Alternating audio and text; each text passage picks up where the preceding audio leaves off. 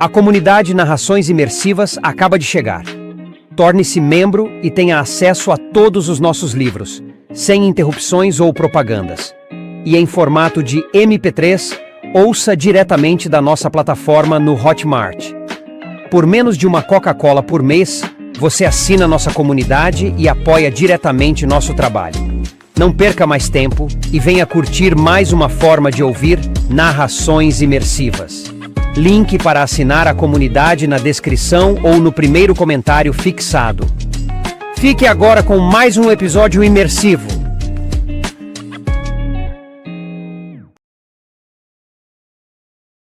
The Witcher, a saga do bruxo Geralt de Rivia. Livro 4. Tempo do Desprezo, de Andrei Sapkowski. Narração Mauro Ramos. Capítulo 5. Evertsen Peter, número 1234. Confidente do imperador Emhyr Deithwen e um dos verdadeiros criadores do Império. Principal executor judicial dos exércitos no decurso das guerras setentrionais. E, desde o ano 1290, grão-tesoureiro da coroa. Nos últimos anos do reinado de Emhyr, elevado à dignidade de coadjutor do Império. Durante o reinado do imperador Morvar Vurhis, foi falsamente acusado de corrupção, julgado e aprisionado. Morreu em 1301 no castelo de Vineburg. Em 1328, foi reabilitado póstumamente pelo imperador Jan Kalveit. Effenberg Talbot, Enciclopédia Máxima Mundi, volume 5. Tremei, pois eis que se aproxima o destruidor das nações, que comprimirá com os pés vossas terras, dividindo-as em lotes. Vossas cidades serão destruídas e despovoadas. Morcegos, bufos reais e corvos ocuparão vossas casas. Serpentes farão nelas seus ninhos. Ain Iftleinpith. O chefe do destacamento freou o cavalo, tirou o elmo e passou a mão pelos ralos cabelos úmidos de suor. Chegamos ao fim da viagem, repetiu, vendo o olhar indagativo do trovador. O quê? Como? Espantou-se Jaskier. Por quê? Não daremos mais um passo. O senhor está vendo aquele riozinho brilhando lá no fundo do vale? É o Vistasca. A ordem que recebemos foi de escoltá-lo apenas até o Vistasca, o que significa que chegou a hora de nos separarmos. O resto do destacamento também parara, e nenhum dos soldados desmontou. Todos olhavam em volta com visível preocupação. Jaskier protegeu os olhos do sol com a mão e ergueu-se nos estribos. Onde você está vendo tal rio? No fundo do vale, como já lhe disse. Se o senhor descer pela encosta, chegará lá num instante. Acompanhe-me pelo menos até a margem, protestou Jaskier. Assim, poderão me mostrar onde fica o val? Não há nada a mostrar. Não chove desde maio. As águas baixaram e o Vistasca ficou mais raso. A cavalo é possível atravessá-lo em qualquer ponto. Eu mostrei ao comandante de vocês uma carta do rei Venslav, falou o trovador, adotando o ar de um grão-senhor. O comandante tomou conhecimento do conteúdo da carta e eu mesmo ouvi quando lhes ordenou que me acompanhassem até Broquilon. E vocês querem me deixar aqui na beira desta floresta? O que vai acontecer caso eu me perca? O senhor não vai se perder, falou soturnamente um dos soldados que se mantivera calado até aquele instante. Não terá tempo para se perder. Antes disso, será encontrado pela ponta de uma flecha de dríade. Como vocês são cagões, debochou Jaskier. É impressionante como tem medo dessas dríades. Afinal, Broquilon começa na outra margem do Vistasca. O Vistasca é a fronteira, E nós ainda não atravessamos. A fronteira das Dríades, explicou o chefe, olhando em volta com preocupação. Chega até o ponto em que alcançam suas flechas. Uma flecha disparada da outra margem alcançará facilmente a floresta e terá ímpeto suficiente para perfurar uma armadura. Se o senhor cismou em ir até lá, isso é problema seu, e é sua pele que está em jogo. Mas eu tenho amor à minha vida e não darei nem mais um passo em frente. Prefiro que me enfiem a cabeça num vespeiro. Eu já lhes expliquei, disse Jasquier, empurrando o chapeuzinho para trás da cabeça e aprumando-se na cela, que estou indo a Brokilon numa missão. Pode-se dizer que sou um embaixador. Não tenho medo das Dríades, mas peço-lhes que me acompanhem até a margem do Vstaska. Não gostaria de ser assaltado por bandidos no caminho. O soldado soturno soltou uma gargalhada. Bandidos? Aqui? De dia? Meu senhor, de dia o senhor não encontrará viva alma. Nos últimos tempos, as Dríades não só dispararam seus arcos contra qualquer um que aparecesse na margem do Vstaska, como ainda ousaram, mais de uma vez, adentrar nosso território. Não precisa ter medo de bandidos. É verdade, confirmou o chefe. Só alguém muito tolo apareceria de dia perto do Vstaska. E nós não somos tolos. O senhor terá de ir até lá sozinho, sem armas nem armadura. E sem querer ofendê-lo. Dá para ver a 1 milha de distância que o senhor não tem pinta de guerreiro. E isso poderá lhe ser vantajoso, pois ao avistarem homens montados e armados, as Dríades soltarão tantas flechas que não será possível ver o sol. Bem, se não há outro remédio, que seja, falou Jasquier, acariciando o cavalo e olhando para o fundo do vale. Terei de ir sozinho. Passem bem, soldados. Agradeço-lhes a escolta. Não tenha tanta pressa, disse o soldado soturno, olhando para o céu.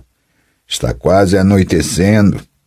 Espere até a névoa vespertina se erguer do rio. Pois saiba o quê? Que um disparo num nevoeiro é menos certeiro.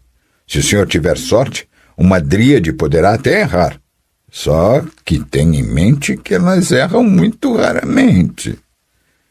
Eu já lhes disse. Sim, o senhor disse, nós ouvimos que o senhor está indo ao encontro delas numa espécie de missão. Pois eu lhe direi algo diferente. Seja numa missão ou numa procissão, para elas tanto faz. Encherão o senhor de flechas e pronto. Será que vocês se juntaram para me assustar? Impertigou-se o poeta. Por quem vocês me tomam? Por um escrevinhador qualquer? Eu, senhores soldados, vi mais campos de batalha do que vocês todos juntos. E também sei mais sobre Dríades do que vocês, embora não muito mais do que o fato de elas nunca atirarem sem dar um prévio aviso. Foi assim, no passado, falou o chefe do destacamento, com voz baixa. No passado, elas avisavam. Disparavam uma flecha no tronco de uma árvore ou no meio de uma trilha, como sinal para não se dar um passo além daquela flecha. Se a pessoa virasse imediatamente e fosse embora, poderia escapar ilesa. Mas hoje é diferente. Elas disparam direto para matar. Por que tanta animosidade? Bem, murmurou o soldado, porque quando os reis firmaram o cessar-fogo com Nilfgaard, logo se puseram a perseguir os bandos de elfos. Devem tê-los apertado muito, porque não há uma noite em que seus sobreviventes não passem por Bruges, fugindo para Brokilon em busca de um lugar para se esconder. E quando os nossos perseguem os elfos, não é raro haver um confronto com as Dríades, que vêm do outro lado do Vstaska para ajudar os elfos. E também houve casos nos quais nossas tropas exageraram um pouco na perseguição, entendeu? Entendi, respondeu Jasquier, olhando atentamente para o soldado e fazendo um meneio positivo com a cabeça. Ao perseguirem os Scoia'tael, vocês acabavam atravessando o Vistasca e matando dríades. E agora, as dríades estão lhes pagando com a mesma moeda. Em outras palavras, temos uma guerra. Sim, o senhor tirou as palavras de minha boca. Uma guerra sempre de morte, nunca de vida. Mas agora as coisas estão ainda piores. O ódio entre nós e eles é enorme.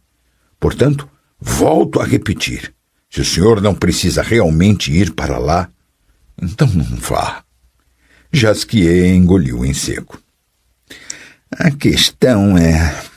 Aprumou-se na cela, fazendo um grande esforço para adotar uma expressão marcial e uma postura guerreira. Que eu preciso ir. E irei. Agora. Independentemente se de noite ou de dia, se com nevoeiro ou sem, quando o dever chama, é preciso cumpri-lo. Anos de prática tiveram seu efeito. A voz do trovador soou ameaçadora e linda, soturna e gélida, com um timbre de ferro e masculinidade. Os soldados olharam para ele com inegável admiração. Antes de partir, disse o chefe pegando um cantil de madeira que pendia de sua cela. Tome um gole de vodka, senhor cantor. Dê um bom trago. Assim, ser-lhe-á mais leve morrer, acrescentou soturnamente o soldado de poucas palavras. O poeta sorveu um gole do cantil. Um covarde, declarou com dignidade, assim que passou o acesso de tosse e ele recuperou o fôlego. Morre 100 vezes. Já um valente morre só uma. Mas a dona Fortuna é aliada dos bravos, nutrindo profundo desprezo pelos covardes. Os soldados olharam para ele com ainda maior admiração. Não sabiam, nem podiam saber, que Jasquier citava uma passagem de um poema épico, ainda por cima escrito por outro poeta. Sendo assim, o bardo tirou do bolso do casaco um tilintante saquinho de couro. Permitam que eu lhes agradeça a escolta. Antes de retornarem ao forte e antes de a implacável mãe serventia voltar a requerer seus serviços, parem numa taberna e bebam à minha saúde. Muito obrigado, senhor, balbuciou o chefe, enrusbecendo levemente. O senhor está sendo tão generoso, enquanto nós... Perdoe-nos por deixá-lo aqui sozinho, mas... Não se preocupem com isso. Passem bem. O poeta deslizou arrojadamente o chapeuzinho sobre a orelha direita, esporeou o cavalo e partiu, trotando escarpa abaixo e assoviando a melodia de As Bodas em Burlerlin, uma famosa e extraordinariamente obscena canção das tropas de cavalaria.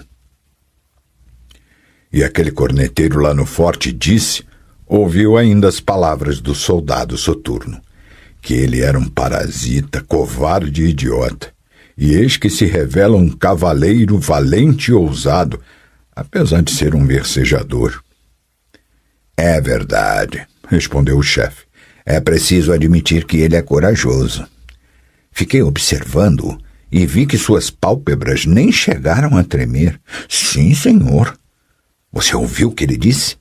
Que era um embraçador. Não é qualquer um que pode ser nomeado embraçador. É preciso ter boa cabeça para tornar-se embraçador. Jasquier acelerou o trote, querendo afastar-se o mais rápido possível. Não queria estragar a reputação que acabara de criar. E sabia que para continuar assoviando precisaria de mais saliva do que a que lhe restava em seus lábios ressecados de pavor. A escarpa era úmida e sombria. O chão de barro umedecido, assim como o tapete de folhas apodrecidas que o cobria, abafava o som dos cascos do alazão castrado, que o poeta batizara de Pégaso. Pégaso avançava devagar, com a cabeça baixada. Era um desses poucos cavalos para os quais tudo é indiferente. A floresta terminou, mas até os amieiros que ladeavam o leito do rio estendia-se uma larga planície semi-alagada e coberta de juncos. O poeta deteve o cavalo. Olhou cuidadosamente em volta, porém não viu nada. Aguçou os ouvidos e o único som que ouviu foi o coachar de Hans. Muito bem, cavalinho, pigarreou. Só se morre uma vez. Em frente. Pégaso levantou a cabeça e ergueu interrogativamente as orelhas normalmente caídas. É isso mesmo. Você ouviu direito. Em frente. O castrado moveu-se com relutância, chapinhando no terreno pantanoso. Rãs saltavam em volta de suas patas, evitando serem esmagadas. A alguns passos diante deles, um pato alçou voo, grasnando e batendo as asas com força, o que fez o coração do trovador interromper sua função por um momento, para logo em seguida retomá-la intensamente em ritmo redobrado. Pégaso nem ligou para o pato. O herói cavalgava, sussurrou Jasquier, enxugando o suor frio da nuca com um lenço tirado do casaco.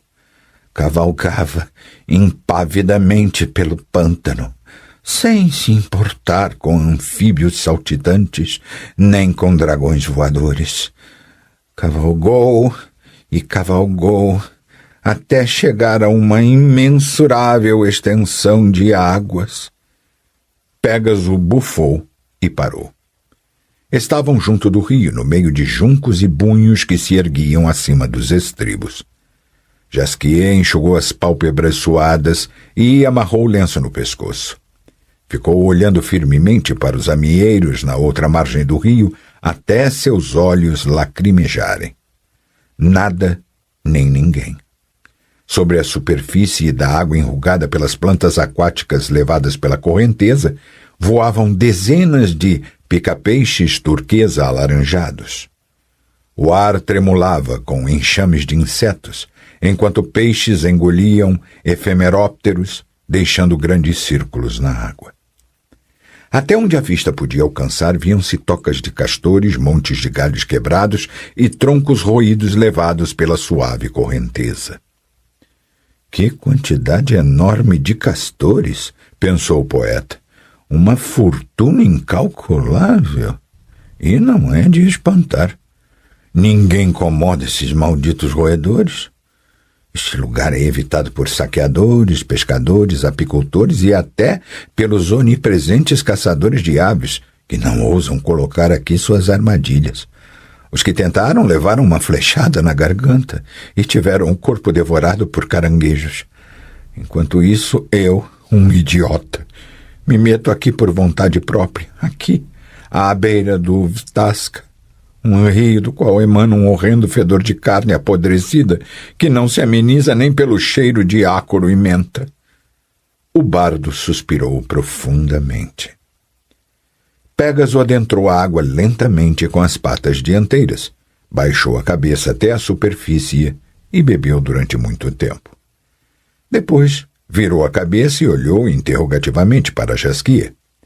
Um filete de água lhe escorria das narinas e do focinho.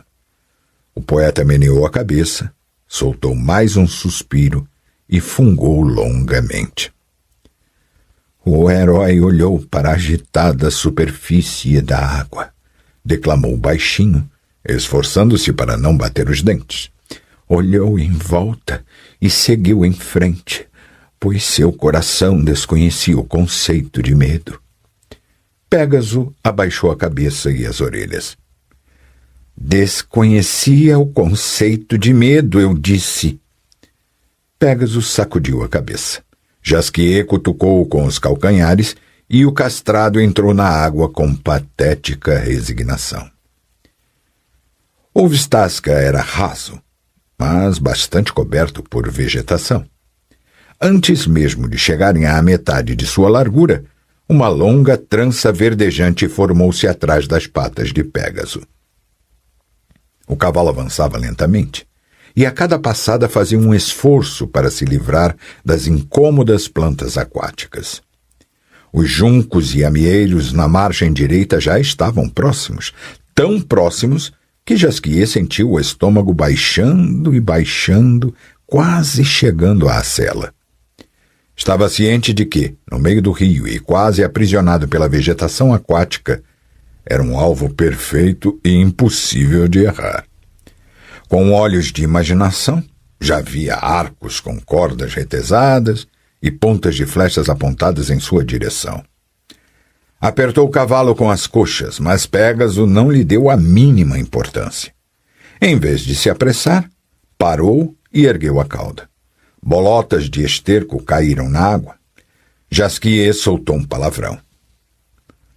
O herói, sussurrou semicerrando os olhos, não conseguiu atravessar as estrondeantes cachoeiras. Morreu de maneira gloriosa, atravessado por inúmeras setas. Foi coberto para sempre pelas escuras profundezas, aninhado em algas verdes como jade. Perderam-se dele quaisquer rastros, exceto excrementos de cavalo levados pela correnteza ao mar distante. Pégaso, claramente mais aliviado, não precisou ser mais esporeado para prosseguir rapidamente para junto da margem livre de plantas aquáticas. Uma vez lá, até se permitiu dar uns saltinhos, molhando as botas e as calças de Jasquier. O poeta nem percebeu. A visão de setas apontadas para sua barriga não o deixava nem por um momento, enquanto o terror se arrastava por suas costas e nuca como uma enorme sanguessuga fria e escorregadia. E isso porque logo após os amieiros, a menos de 100 passos da ala de juncos que margeava o rio, erguia-se a perpendicular, negra e ameaçadora parede da floresta. Brooklyn. Na margem, a alguns passos do leito do rio, jazia um branco esqueleto equino. Urtigas e outras plantas daninhas emergiam por entre as costelas. Jaziam ali também muitos outros ossos menores, que não pareciam ser de cavalos. Jasquier ficou todo arrepiado e desviou o olhar. Chapinhando, o enlameado castrado saiu do pântano à beira do rio, fedendo horrivelmente. As rãs pararam de coachar por um momento. Tudo ficou em silêncio. Jasquier fechou os olhos. Já não declamava nem improvisava versos.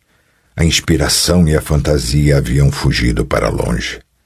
Restara apenas um frio e medonho medo, um sentimento assaz forte, porém totalmente desprovido de qualquer impulso criativo.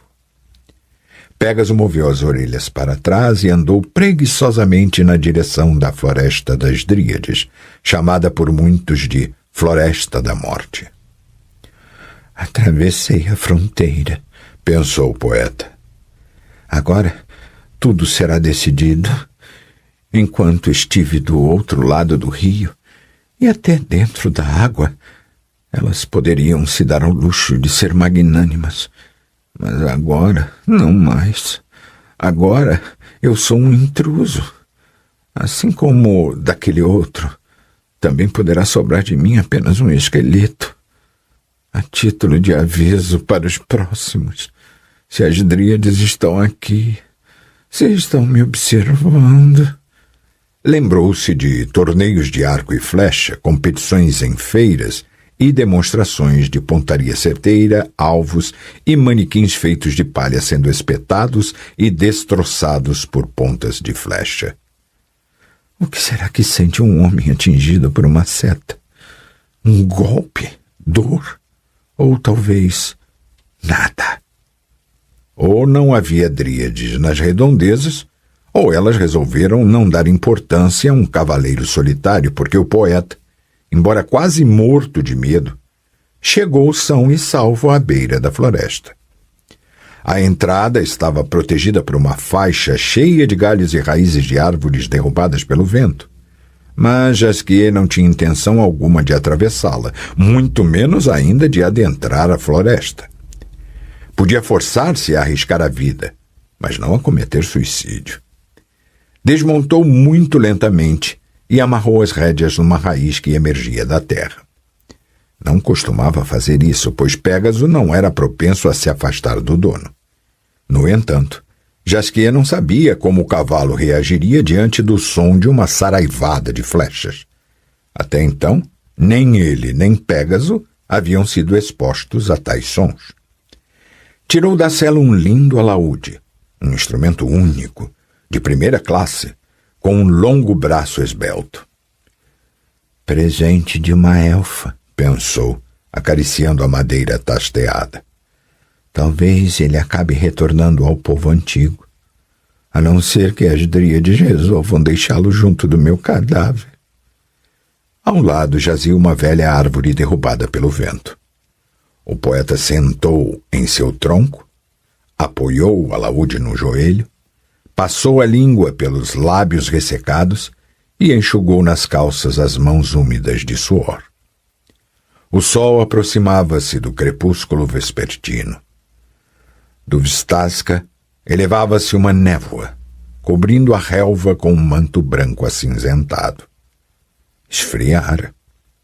O grasnido das cegonhas aumentou, para cessar logo, permanecendo apenas o coacho das rãs. Jasquier bateu nas cordas, 1, 2, 3 vezes.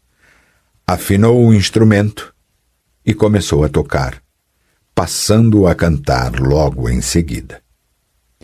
Ivis me velien vent caelm entel, elaine tariel, aepcor melode deifi esviel, in blaf que me darien, aen mineven tegen a me, in toin av moirean que dizeveig e aepelea. O sol desapareceu por trás da floresta. Uma penumbra caiu imediatamente na área sombreada pelas gigantescas árvores de Brokilon. Leazam lan, fiein ren essel, elain etariel, aepcor. Não ouviu, apenas pressentiu uma presença. Net mire da etre, chant vort. Não atire, sussurrou obedientemente sem se virar. Nem, aspara-me. Venho em paz. Necessater, cheante. Obedeceu, embora seus dedos parecessem estar congelados e endurecessem ao tocar as cordas, e ainda que o canto apresentasse grande dificuldade para sair da garganta. Mas na voz da dríade não havia agressividade, e ele, com todos os diabos, era um profissional. Lesamlam, fiein rein essel, elain etariel, aepcor aented teviel egwen, in blaf que me darien, assim evelien a me, que chaen te caelm aveamin, mistricea. Dessa vez permitiu-se lançar um olhar por cima do ombro. Aquilo que se agachara bem juntinho do tronco lembrava um arbusto envolto em era. No entanto, não era um arbusto. Arbustos não costumam ter enormes olhos brilhantes. Pégaso relinchou baixinho, e Jasquier sabia que atrás dele, na escuridão, havia alguém que acariciava as narinas do cavalo. Chaenvort, pediu novamente a dríade agachada às suas costas. Sua voz parecia o sussurro de folhas atingidas por gotas de chuva. Começou o poeta, sou um amigo do bruxo Geralt. Sei que Geralt, que Gwynbleidd está aqui em Brokilon, entre vocês. Eu estou vindo. Netedisen, Chaentva. Chaent, pediu suavemente outra dríade às suas costas, quase em coro com uma terceira e talvez uma quarta. Jasquier não tinha certeza. Chaent Taed, falou com uma argêntea voz melodiosa aquilo que, até havia pouco parecera ao bardo uma pequena bétula a alguns passos dele. Eslain, Taed, cante mais sobre Etariel, está bem? Jasquier obedeceu. Amá-la é o objetivo de minha vida, bela Etariel. Permita que eu guarde o tesouro das lembranças e a flor encantada, orvalhada como que de lágrimas, prova e sinal de amor. Dessa vez ouviu passos. Jasquier! Geralt! Sim, sou eu. Pode parar de fazer barulho. Como você conseguiu me achar? Quem lhe contou que eu estava em Brokilon? Foi Tris Merigold. Maldição! Jasquier tropeçou pela segunda vez e teria caído, se a dríade que caminhava a seu lado não o tivesse segurado com uma força surpreendente para alguém de sua estatura. Garian Taed, advertiu com sua voz argêntea. Vá, Caen. Obrigado. É que está muito escuro. Geralt, onde está você? Aqui. Não fique para trás.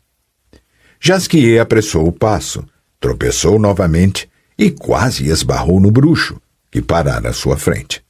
As dríades passaram por eles silenciosamente. Que escuridão infernal! Falta muito? Não. Em breve estaremos no acampamento. Quem, além de Tris Merigold, sabe que estou escondido aqui? Você andou falando sobre isso com mais alguém? Tive de falar com o rei Venslav. Precisava de um salvo-conduto para atravessar Bruges. Estamos vivendo em tempos que é impossível descrever. Também precisava de uma permissão para adentrar Brokilon. Mas Venslav conhece e gosta de você. Imagine que ele me nomeou um enviado seu. Eu estou convencido de que ele manterá segredo. Pedi-lhe isso especificamente. Não fique chateado comigo, Geralt. O bruxo se aproximou. Jasquier não conseguia ver a expressão em seu rosto. Via apenas os cabelos brancos e os fios de barba de vários dias, visíveis mesmo na escuridão. Não estou chateado. O poeta sentiu a mão pousada em seu ombro e teve a impressão de que a até então fria voz de Geralt mudara sensivelmente. Estou feliz por você ter vindo, seu filho de uma cadela. Como faz frio aqui? Jasquier tremeu, fazendo estalar os galhos sobre os quais estavam sentados. Que tal acendermos? Nem pense nisso, sussurrou o bruxo. Você esqueceu onde está? Elas chegam a tal ponto. O trovador lançou um olhar preocupado à sua volta. Nenhum fogo, é isso? As árvores odeiam o fogo. E eles também. Que droga! Vamos ficar sentados neste frio e nesta maldita escuridão? Quando estendo o braço, não consigo ver meus dedos. Então não estenda o braço. O bardo suspirou e esfregou os antebraços. Ouviu o bruxo sentado a seu lado quebrar raminhos secos com os dedos. No meio da escuridão, surgiu repentinamente uma luzinha esverdeada, meio indistinta no início, mas tornando-se cada vez mais nítida. Após a primeira, apareceram várias outras, espalhadas por muitos lugares, movendo-se e dançando como pirilampos ou línguas de fogo fátuo. De uma hora para outra, a floresta despertou com uma agitação de sombras, e Jasquier começou a ver a silhueta das dríades que estavam à sua volta. Uma delas aproximou-se e colocou junto deles algo que parecia um incandescente emaranhado de plantas.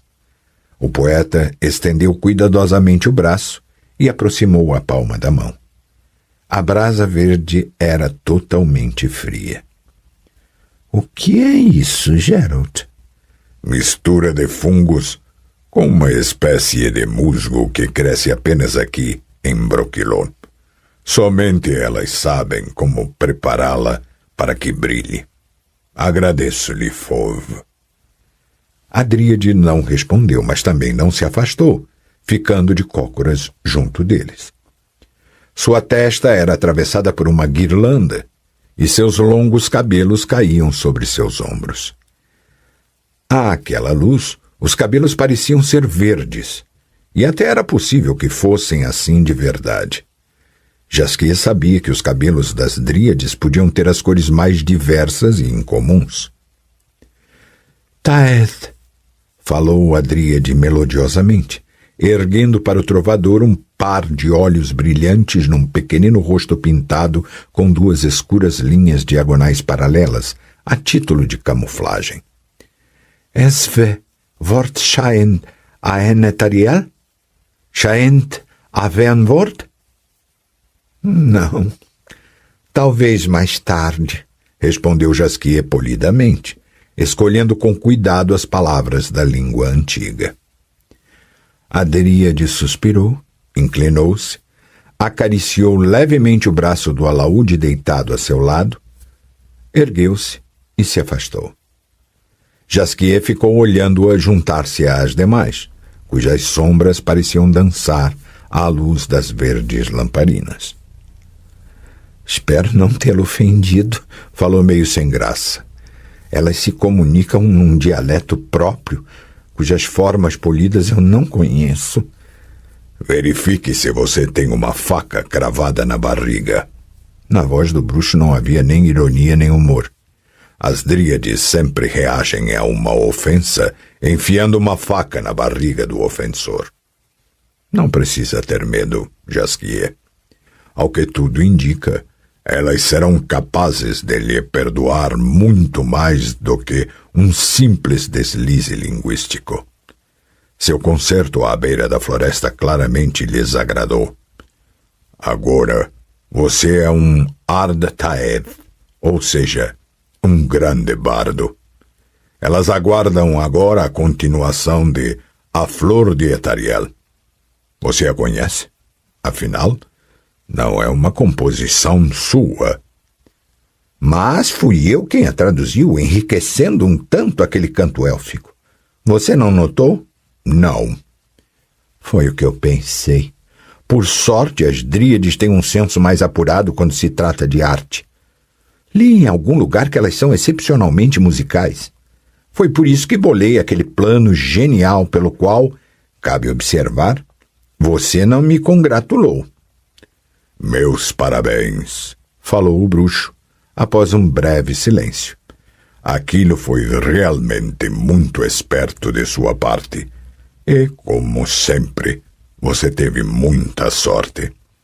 As flechas das dríades acertam a 200 passos, e elas não costumam esperar que alguém chegue à sua margem do rio e comece a cantar. Elas são muito sensíveis a odores desagradáveis. E quando a correnteza do Vistasca arrasta um cadáver, seu fedor empesta a floresta. Vamos deixar este assunto de lado.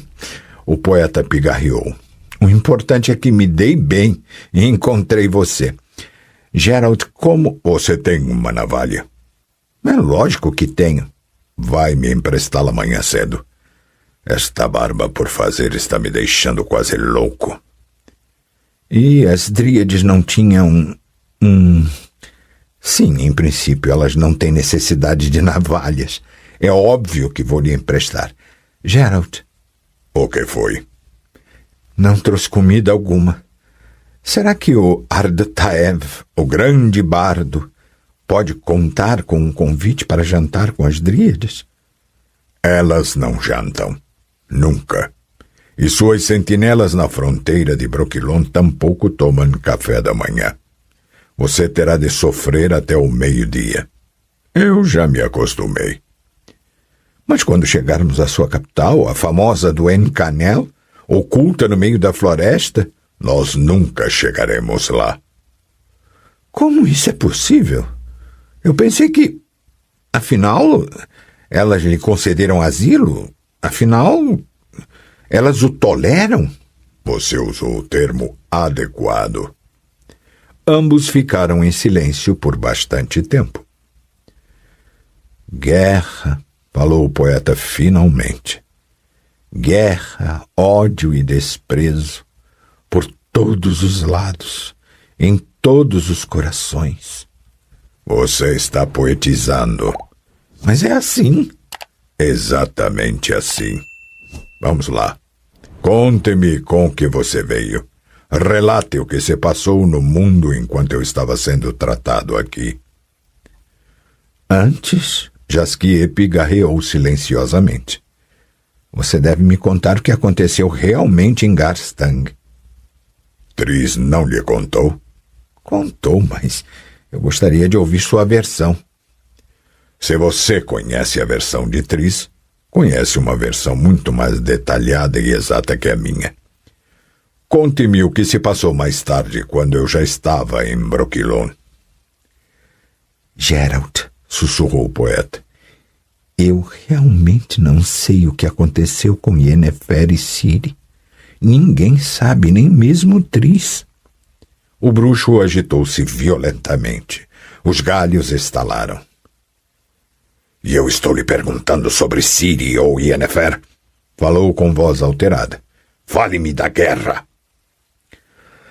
Os Nilfgaardianos, começou o bardo, atacaram Líria e Aedirn sem declaração de guerra alguma. O motivo teria sido um suposto ataque de tropas de Demawend a um forte fronteiriço de Dol Angra, realizado durante o encontro dos feiticeiros em Thanedd. Há quem afirme que aquilo foi uma provocação perpetrada por Nilfgaardianos fingindo-se de soldados de Demawend. Acho que nunca saberemos o que aconteceu realmente. De todo modo, a reação de Nilfgaard foi rápida e maciça. A fronteira foi atravessada por um exército poderoso que provavelmente estava concentrado em Dol Angra havia semanas, se não meses. Spala e Scala, os dois fortes fronteiriços de Líria, foram tomados de assalto em menos de 3 dias. Rivia estava preparada para resistir a um cerco prolongado, mas rendeu-se em menos de 2 dias sob a pressão das corporações dos artesãos e dos comerciantes, às quais fora prometido que a cidade não seria saqueada caso abrisse seus portões e pagasse um resgate. E a promessa foi cumprida? Sim. Interessante. A voz do bruxo voltou a se alterar. O cumprimento de uma promessa nos dias de hoje? Nem menciona o fato de que antigamente nem se pensava em fazer promessas desse tipo, porque ninguém as esperava. Os artesãos e os comerciantes não abriam os portões de fortalezas, mas defendiam-nos, com cada corporação protegendo a própria torre e o próprio bastião. O dinheiro não tem pátria, Geralt. Para os comerciantes, não faz diferença sob qual governo estão auferindo lucro.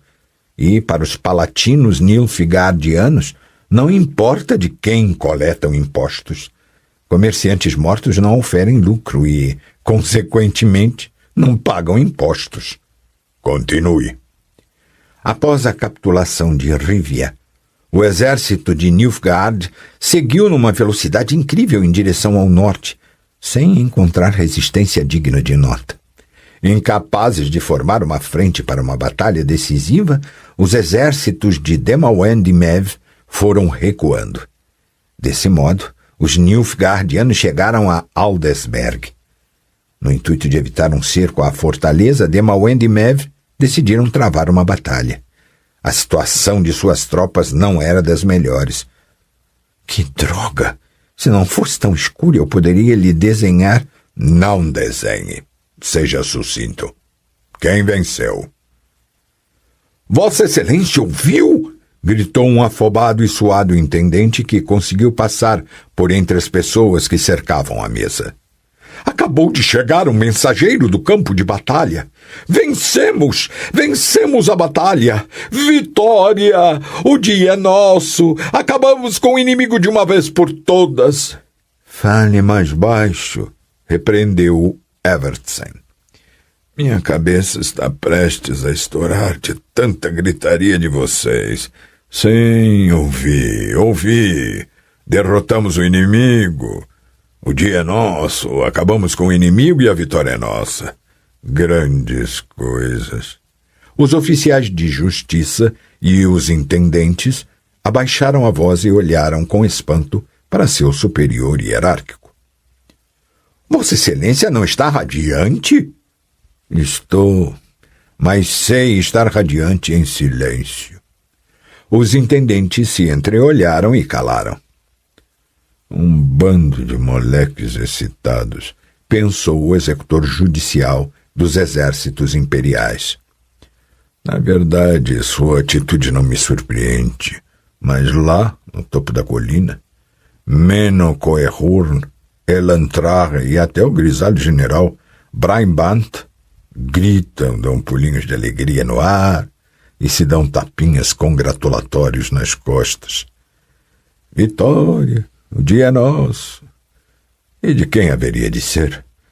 Os Reinos Unidos de Aedirn e Líria mobilizaram 3.000 cavalarianos e 10.000 infantes, 1/5 dos quais conseguimos bloquear e manter dentro dos fortes e das fortalezas nos primeiros dias da ofensiva. Boa parte das tropas restantes teve de recuar para proteger os flancos ameaçados pelos Scoia'tael. Os demais 5 ou 6 mil, entre os quais não mais de 1.200 cavalarianos, acabaram nos enfrentando na Batalha de Aldasberg. Coenhorn lançou contra eles um exército de 13.000 homens, incluindo aí 10 destacamentos de cavalaria pesada, a flor dos guerreiros de Nilfgaard. E agora ele canta vitória, grita, agita o bastão de comando e pede cerveja. Vitória! Ora, veja. Com um gesto brusco, o executor judicial dos exércitos recolheu da mesa as pilhas de mapas e notas, ergueu a cabeça e olhou em volta. Prestem atenção, falou aos intendentes rudemente. Vou emitir ordens. Seus subalternos congelaram numa postura de espera. Cada um de vocês, começou, teve a oportunidade de ouvir a preleção feita ontem pelo senhor Marechal de Campo Coehorn a seus oficiais. Diante disso, chamo sua atenção para o fato de que tudo que o Marechal falou aos militares nada tem a ver com vocês. Vocês terão de executar outras tarefas e cumprir outras ordens. Ordens minhas. Evertsen pensou um pouco, esfregando a testa. Guerra aos castelos e paz às choupanas, disse ontem Coehorn a seus comandados. Continuou. Vocês todos conhecem esse princípio que lhes ensinaram nas academias militares, pois saibam que esse princípio, obrigatório até hoje, deverá ser esquecido a partir de amanhã. A partir de amanhã vocês seguirão um novo princípio, que será o mote da guerra que estamos travando. Esse mote, que também é minha ordem, diz o seguinte: guerra contra tudo o que é vivo, guerra contra tudo que pode ser queimado. Vocês deverão deixar terra carbonizada atrás de si. A partir de amanhã, levaremos a guerra além da linha detrás da qual recuaremos após a assinatura do tratado. Nós recuaremos, mas lá, do outro lado da linha, deverá sobrar apenas terra arrasada. Os reinos de Rivia e Aedirn devem ser transformados em cinzas. Lembrem-se de Soden. Hoje chegou a hora de nossa vingança. Evertsen pigarreou com força.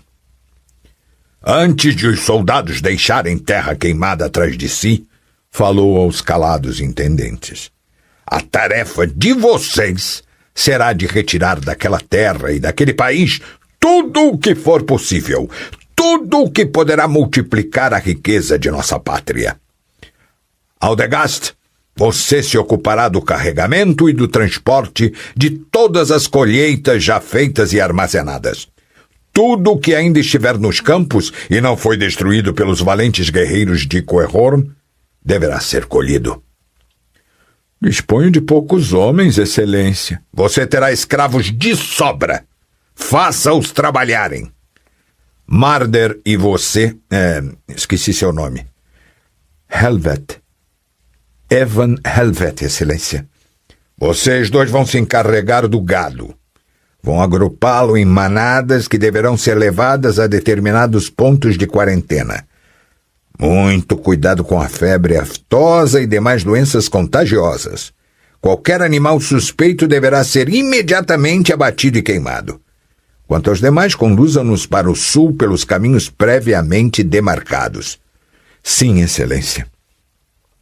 E agora, pensou Evertsen, olhando para seus subordinados, chegou a hora das tarefas especiais.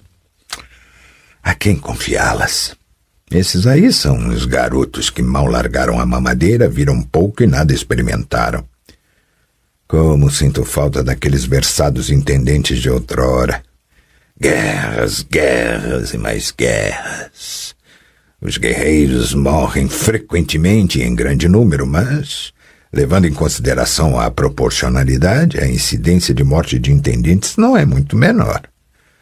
Só que não se nota a falta de um soldado, porque sempre aparece um novo, já que todos querem ser guerreiros.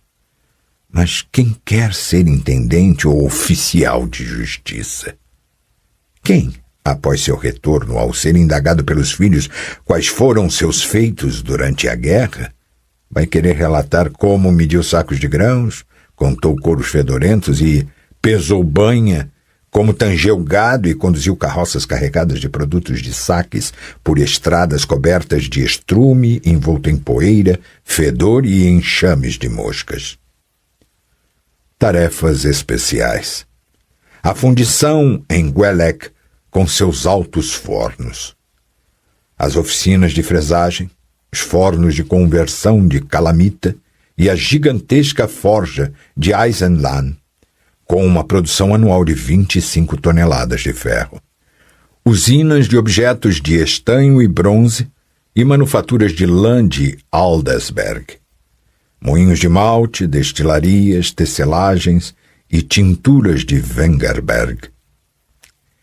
Desmontar e transportar. Assim ordenara o imperador Emir, o fogo branco dançante sobre mamoas dos inimigos. Apenas em 2 palavras: desmontar e transportar. Uma ordem é uma ordem, e deve ser obedecida.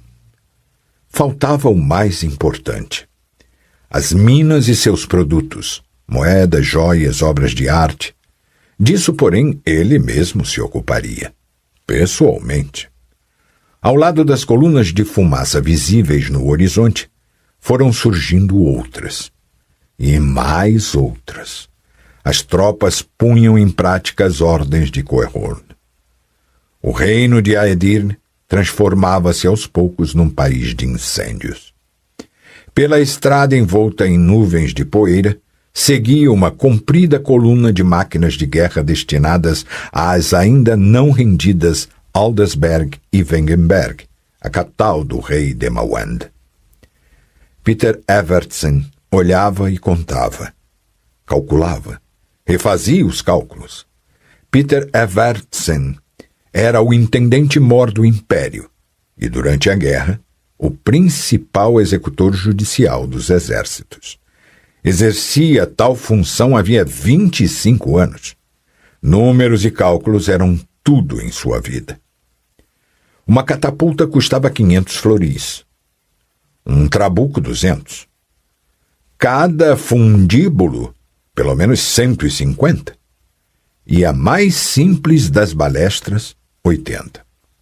Os bens treinados usuários dessas armas cobravam 9 florins e meio de soldo mensal.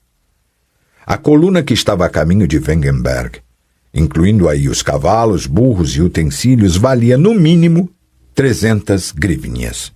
Uma grivnia, moeda de metal puro que pesava meia libra, equivalia a 60 florins. O faturamento anual de uma mina de porte médio chegava a 6.000 grivnias. A coluna responsável pelo cerco foi ultrapassada por um regimento de cavalaria ligeira. Pelos brasões nas bandeiras, Evertsen reconheceu a unidade tática do príncipe Wienemburg, uma daquelas que haviam sido transferidas de Sintra. Sim, pensou, esses aí têm com que se alegrar. A batalha já foi ganha e as tropas de Aedirn dissipadas. Os regimentos de reserva não mais serão lançados numa luta encarniçada contra exércitos regulares. Eles apenas vão perseguir dispersos grupos de fugitivos desprovidos de seus comandantes, matando, saqueando e incendiando tudo à sua volta. Eles estão contentes porque têm diante de si a perspectiva de uma agradável e alegre guerrinha. Uma guerrinha que não lhes dará muito trabalho nem os fará arriscar a vida. Evertsen calculava. Um regimento tático de cavalaria ligeira era formado por 10 destacamentos, num total de 2.000 cavalarianos. Embora certamente não se engajassem mais em batalhas de grande envergadura, pelo menos 1/6 deles morreria em combates secundários. Em seguida, viriam os acampamentos e bivaques, comida estragada, sujeira, piolhos, mosquitos, água poluída, fazendo surgir o inevitável: tifo, disenteria e malária, que matariam não menos de 1/4 dos homens. A isso deviam ser acrescentados os acontecimentos imprevistos, em torno de 1/5 do total. Assim, acabariam voltando para casa não mais de 800 cavalarianos, provavelmente menos. Outros destacamentos montados seguiram pela estrada e, depois deles, regimentos de infantaria. Marchavam arqueiros de jaqueta amarela e capacete arredondado, bem como besteiros e lanceiros com a cabeça protegida por bacinete. Atrás deles vinham os veteranos de Vicovaro e Etólia, portando enormes escudos retangulares cobertos de couro e mais parecendo caranguejos por causa das armaduras. Por fim, um amontoado multicolorido. Soldados profissionais de Metina e mercenários de Turn, Maert, Geso e Ebing. Apesar do calor, as tropas avançavam entusiasmadas, com suas botas erguendo uma nuvem de poeira sobre a estrada. Retumbavam tambores, tremulavam bandeiras e flâmulas, brilhavam pontas de lanças, dardos, alabardas e bisarmas. Os soldados marchavam com passos firmes e alegres. Marchava um exército vencedor, um exército invencível. Em frente, rapazes, em frente à guerra, a Vergenberg, acabar com o inimigo, vingar-se de Soden, aproveitar a alegre guerrinha para encher os bolsos com saque e voltar para casa. Evertsen olhava e calculava. Wengerberg caiu após uma semana de cerco, concluiu Jasquier. Você ficará espantado, mas lá as corporações lutaram valentemente até o fim, defendendo os bastiões e outros pontos nos muros que lhes foram determinados. Como represália, tanto a guarnição como a população civil da cidade, algo em torno de 6.000 pessoas, foram massacradas. A notícia do massacre provocou fugas em massa. Os dispersos regimentos e a população civil começaram a se deslocar na direção de Temeria e da Redânia. Multidões de fugitivos avançaram pelo vale do Pontar e pelas várzeas de Marrakã. A cavalaria nilfgaardiana partiu em seu encalço, bloqueando seu caminho de fuga. Você sabe de que se tratava? Não, eu não entendo. Eu não entendo de guerras, Jasquier. Tratava-se de fazer prisioneiros, escravos. Eles queriam escravizar o maior número de pessoas possível. Para os nilfgaardianos, escravos representam a força de trabalho mais barata. Aquilo foi uma gigantesca caçada a seres humanos, Geralt. Uma caçada muito fácil, porque o exército fugira e não sobrara ninguém para proteger os fugitivos. Ninguém? Quase ninguém. Não conseguiremos, balbuciou Vilis olhando para trás. Não conseguiremos fugir. Que droga!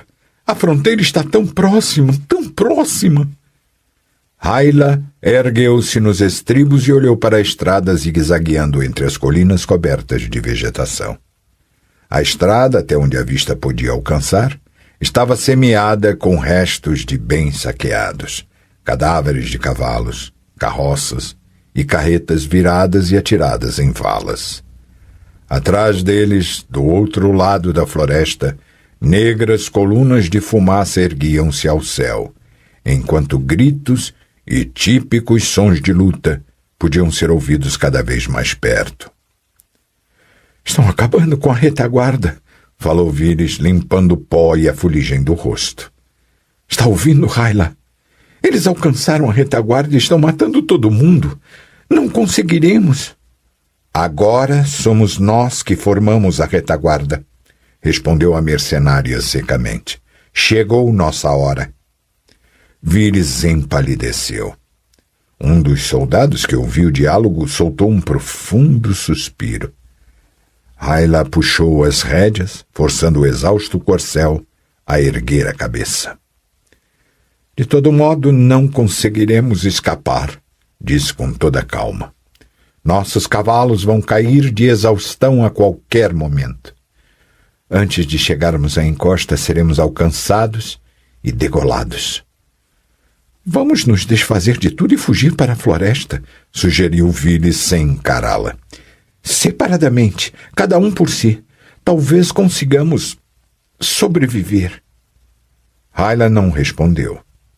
Apenas indicou com um gesto de cabeça as fileiras dos últimos fugitivos correndo na direção da fronteira. Vilis compreendeu. Soltou um palavrão, pulou da sela, cambaleou e apoiou-se em sua espada. Desmontar! Gritou com voz rouca para os soldados. Bloquear a estrada com tudo que for possível. Estão olhando para o quê? Morremos apenas uma vez. Somos guerreiros. Somos a retaguarda. Temos de deter os perseguidores ou pelo menos retardar seu avanço. Se retardarmos os perseguidores, aquelas pessoas conseguirão passar para o outro lado das montanhas e entrar em Temeria, concluiu Hyla, descendo também do cavalo. Lá há mulheres e crianças. Por que estão de olhos arregalados? Essa é a nossa profissão e é para isso que somos pagos, ou será que vocês se esqueceram? Os soldados se entreolharam.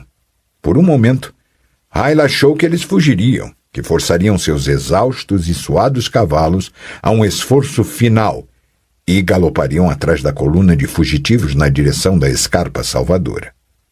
Enganara-se. Fora injusta em sua avaliação. Os soldados derrubaram uma carroça, colocaram-na atravessada na estrada e formaram com ela uma espécie de barricada, uma barricada provisória, baixa e absolutamente insuficiente. Não tiveram de esperar por muito tempo. Assim que assumiram suas posições, 2 cavalos arfantes e soltando flocos de espuma adentraram o vale. Apenas um deles levava um cavaleiro. Blaise, preparem-se, sussurrou o mercenário caindo nos braços dos soldados. Preparem-se, eles estão vindo logo atrás de mim. O cavalo ofegou, deu uns passos vacilantes, caiu sobre as ancas, esticou o pescoço e relinchou lamentosamente. Hyla, disse Blaise em voz rouca, virando o rosto. Dê-me uma arma. Perdi minha espada. A guerreira, olhando para as colunas de fumaça dos incêndios, fez um gesto com a cabeça indicando um machado encostado na carroça derrubada. Blaise pegou a arma e cambaleou. A perna esquerda de suas calças estava encharcada de sangue. O que aconteceu com os demais? Foram massacrados, gemeu o mercenário. Todos. Todo o destacamento. Hyla, não foram Nilfgaardianos. Foram esquilos. Foram os elfos que nos alcançaram. Os Scoia'tael avançam antes dos Nilfgaardianos. Um dos soldados soltou um gemido doloroso, enquanto o outro sentou pesadamente na grama, cobrindo o rosto com as mãos. Vilis soltou um palavrão apertando as presilhas de seu corcelete. A seus postos! Berrou Hyla. para trás da barricada! Não nos pegarão vivos! Prometo-lhes! Vires deu uma cusparada, arrancou do ombro o laço tricolor das forças especiais do rei de Mawend e atirou no meio dos arbustos. Hyla, alisando e endireitando sua insígnia, sorriu ironicamente. Não sei se isso vai lhe adiantar alguma coisa, Vires. Não creio. Você prometeu, Hyla. Prometi e cumprirei minha promessa. A seus postos, rapazes! Peguem as lanças e as bestas! Não esperaram muito. Quando conseguiram fazer recuar a primeira onda de atacantes, sobraram apenas 6. O combate foi curto, mas encarniçado. Os soldados de Wengenberg lutavam como diabos e com uma determinação não menor que a dos mercenários. Nenhum deles queria ser pego com vida pelos Scoia'tael. Preferiam morrer lutando.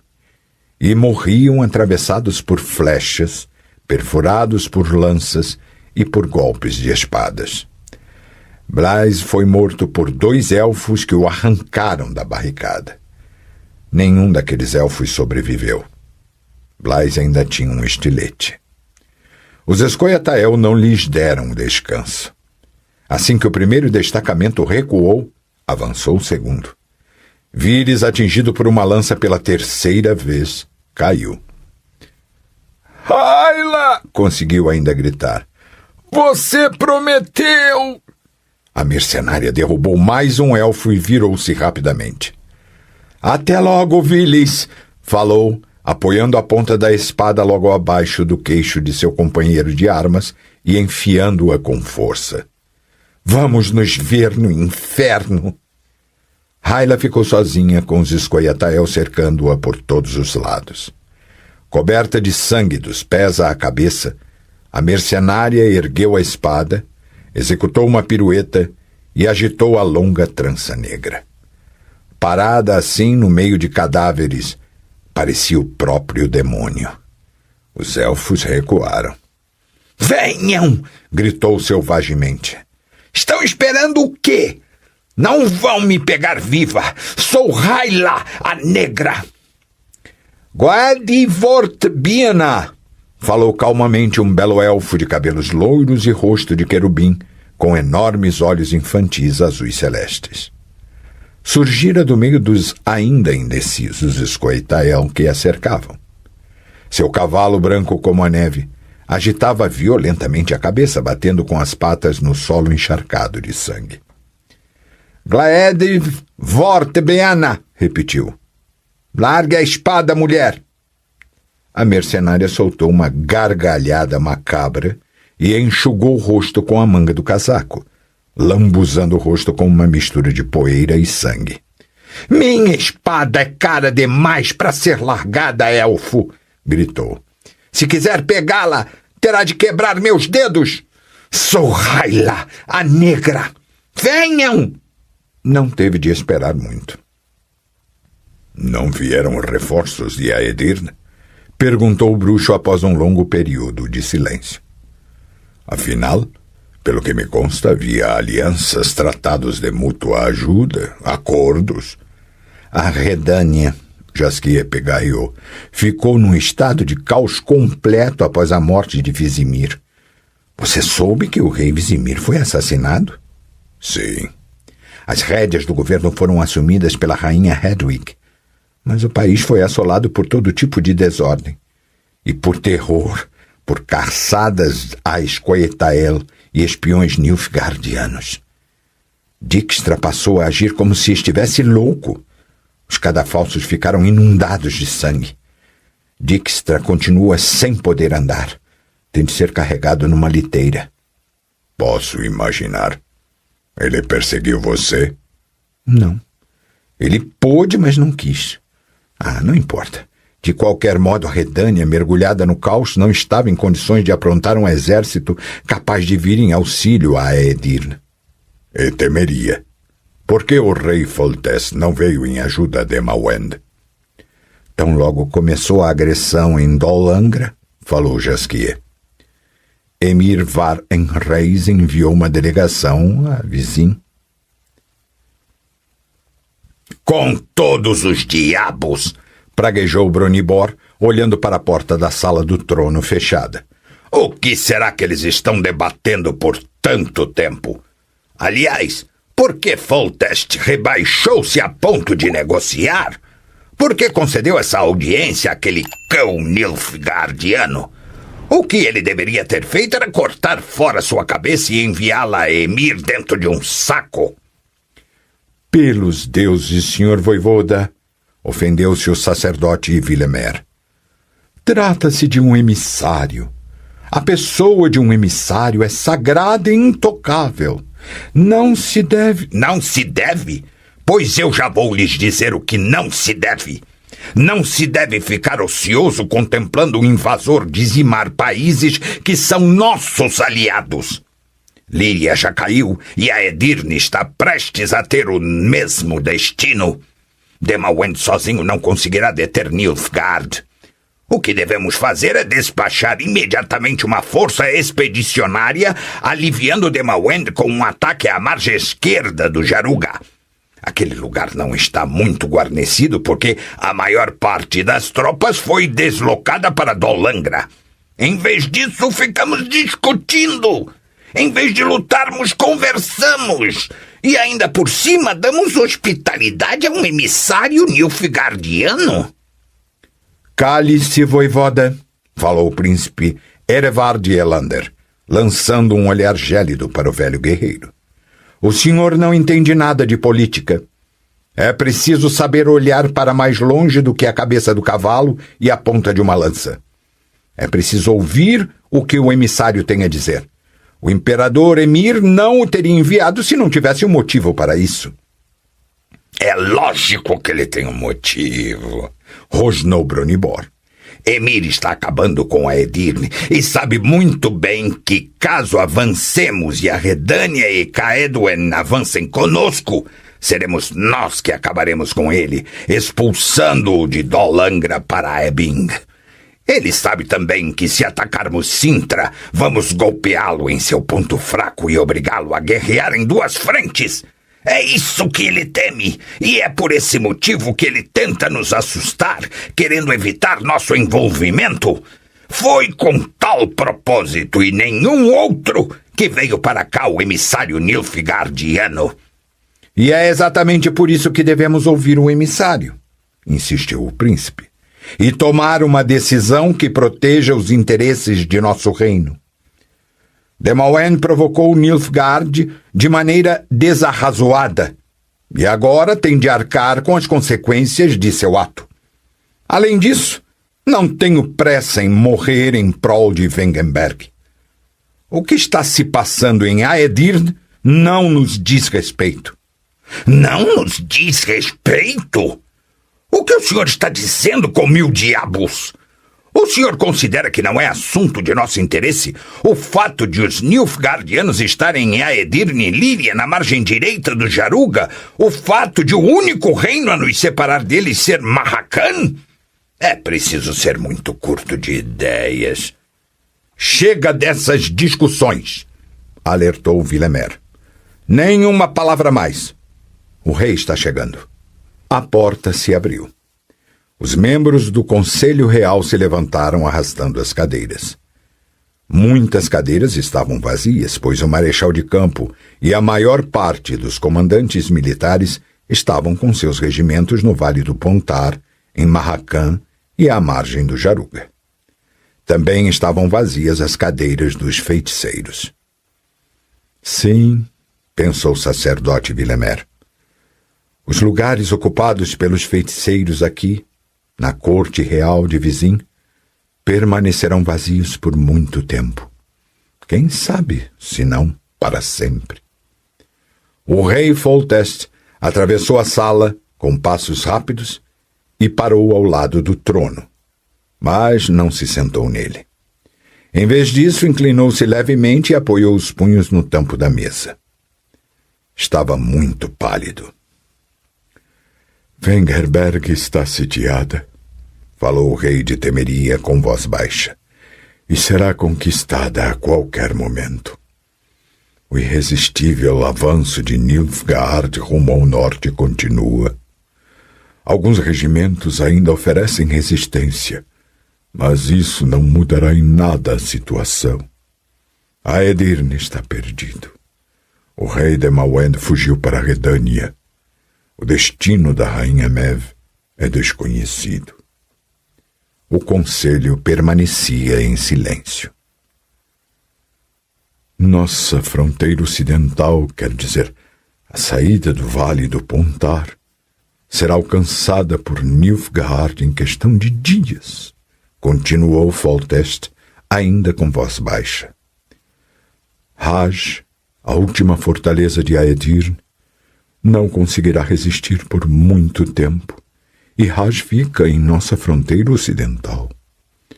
Já em nossa fronteira meridional, ocorreu um fato extremamente negativo.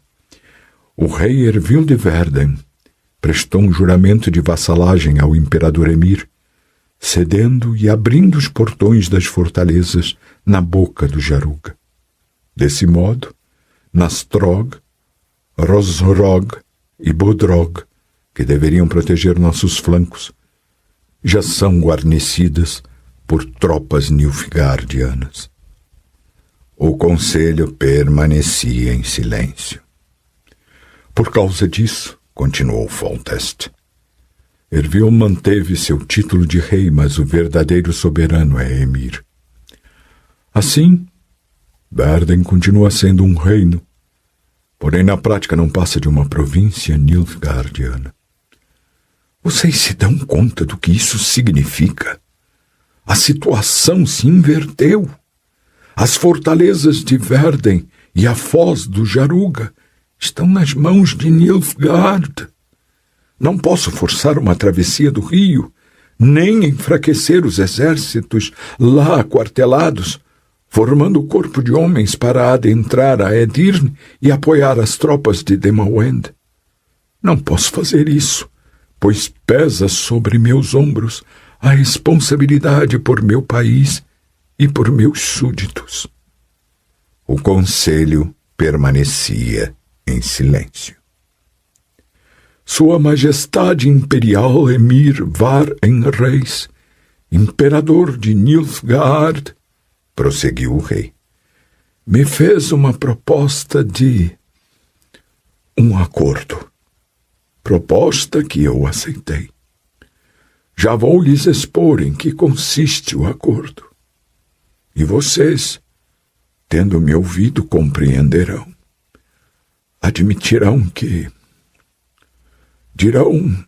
O conselho permanecia em silêncio. Dirão, concluiu Foltest, dirão que eu lhes trouxe paz.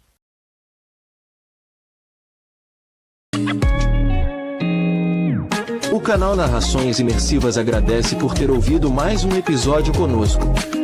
Acompanhe nossa página no Instagram e fique por dentro de todas as novidades do canal. E se você vê valor nesse projeto, considere apoiá-lo. Faça parte da nossa comunidade no Hotmart. Até a próxima com mais uma narração imersiva.